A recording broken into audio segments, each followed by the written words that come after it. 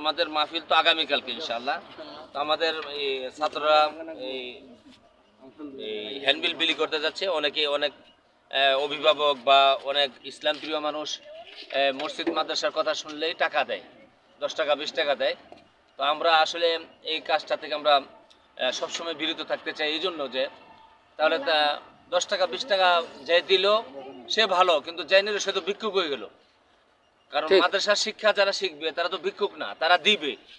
আর যাদের প্রয়োজন মাদ্রাসা মসজিদে দান করার জন্য, তারা আইসা দেওয়া যাবে, আন্তরিকতার সাথে ভালোবাসবে, ছাত্রদেরকে ভালোবাসা দেওয়া যাবে। মাদ্রাসা আসতে হবে, মাহফিলে আসতে হবে। কিন্তু রাস্তাঘাটে আমার ছাত্র আলহামদুলিল্লাহ কোনোদিনও কোনো টাকা পয়সা নেয় নাই। অনেকে জোর করে দিচ্ছে, তারপর নেয় নাই। এই জন্য এই কথা বলছি যে অনেক ছাত্র মনের ভুলে যাতে না নেয় এই বিষয়টা, তাদেরকে এই জন্য আমার ড্রাইভার ভাই যিনি, ওনাকে বলে দিলাম যাতে এই বিষয়টা খেয়াল রাখে যে মাদ্রাসার পক্ষ থেকে কোনো কালেকশন, মাহফিলের পক্ষ থেকে কোনো কালেকশন রাস্তাঘাটে হয় না।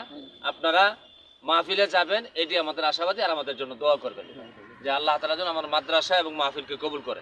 জি, ধন্যবাদ আপনাকে। আসসালামু আলাইকুম রহমতুল্লাহ। ওয়ালাইকুম আসসালাম ওয়া রাহমাতুল্লাহ।